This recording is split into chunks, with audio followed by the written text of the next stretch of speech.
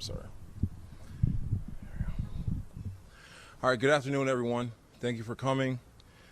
Today, the Kissimmee Police Chief and myself are here to provide an update on the death investigation on 13-year-old Madeline Soto, who was reported missing back on February 26th of this year and discovered dead 4 days later. I know the community and the media have been anxious for us to give an update on this case, and this is an opportunity for us to do that. For the last 7 weeks, 7.5 weeks actually, the Kissimmee Police Department and my office have been working closely to go over every piece of evidence that we could gather in this case. It was a voluminous and a lot of evidence to get through during that time, but we were successful in getting through it and making sure that we were able to provide the best case we could. Today we're announcing that Stephen Stearns has been indicted by the grand jury on first-degree murder for the killing of Madeline Soto. We presented the case to the grand jury. They returned an indictment earlier today. There has been some questions as related to the length of investigation. I just want to let you know again that my office and the Kissimmee Police Department have been working vigilantly in making sure that we had every opportunity to get every piece of evidence that we could.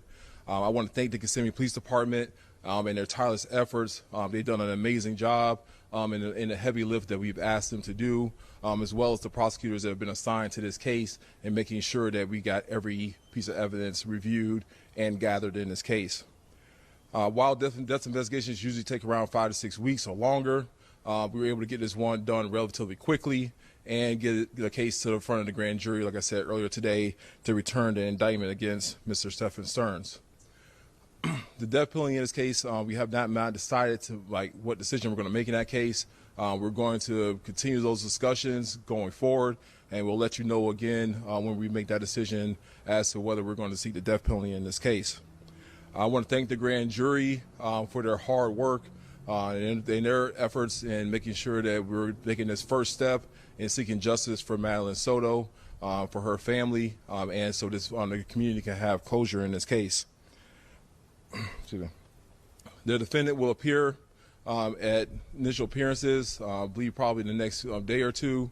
Then the case will proceed down its normal path, and we'll try to keep you abreast of how the case is moving, as well as you probably ask us questions to make sure that we are providing that proper information to keep you abreast of how the case is going down the normal path of the criminal justice system.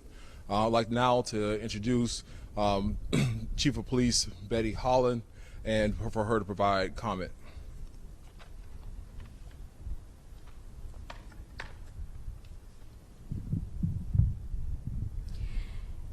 Thank you, State Attorney Mr. Bain. Good afternoon, everyone. I want to thank the investigators and the other agencies that assisted us in uncovering the evidence to move forward with this case. We know this case has gained significant public attention because Madeline had just celebrated her 13th birthday and was just a child. The evidence shows an individual that was entrusted to keep Madeline safe made calculated moves to dispose Madeline's belongings and place her body in a wooded area before she was ever reported missing. For the 4 days following her disappearance, the entire community was actively looking to find Madeline safe and alive. Tragically, on March 1st, Madeline's remains were found. Our detectives have worked tirelessly to piece together the events leading up to Madeline's disappearance and death. With the collaboration of the State's Attorney's Office, we prepared the case for the grand jury that was heard today.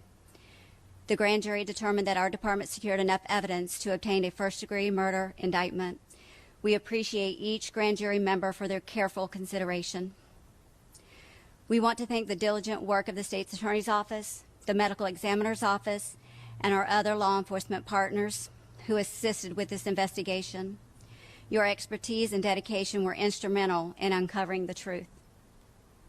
The indictment signifies a crucial step forward in our quest for justice and a testament to our commitment to honoring Madeline's memory. We will now take questions.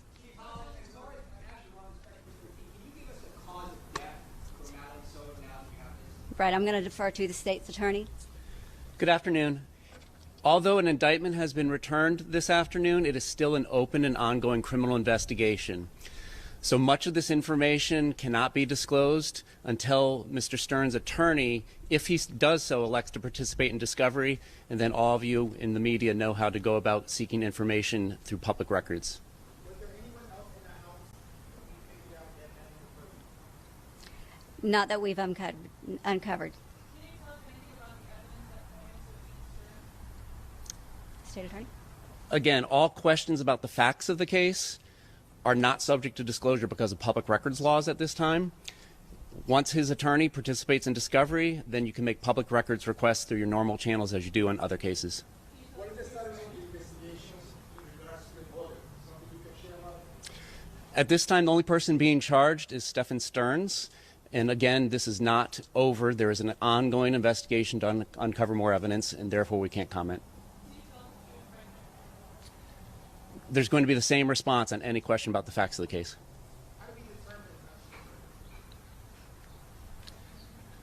Through the facts of the case.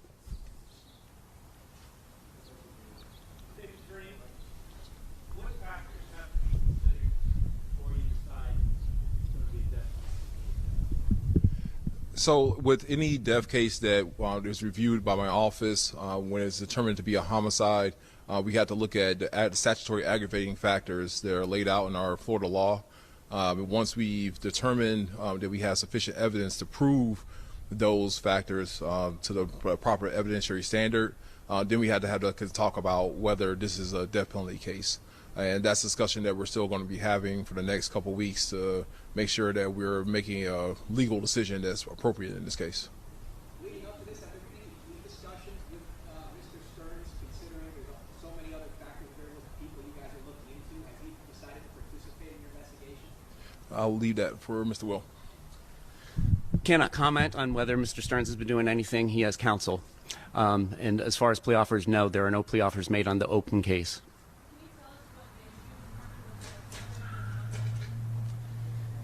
You can address that question with the indictment that should be on the clerk's website if it's not already.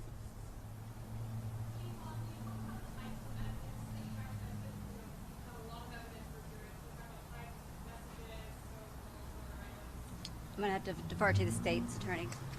Sorry. Again, any question about the facts of the case, it's going to be the same answer. Once his attorney participates in discovery, the public records laws change, and you all will be able to get a lot of that information.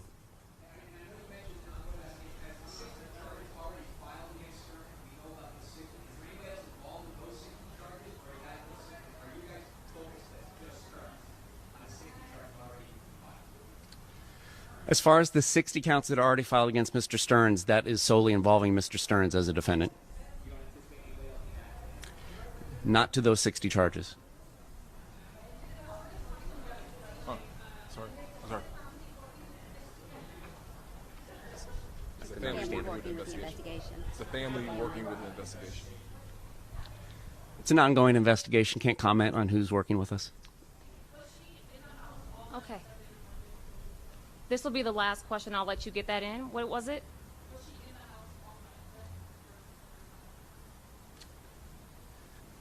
It's facts of the case. Can't comment on it.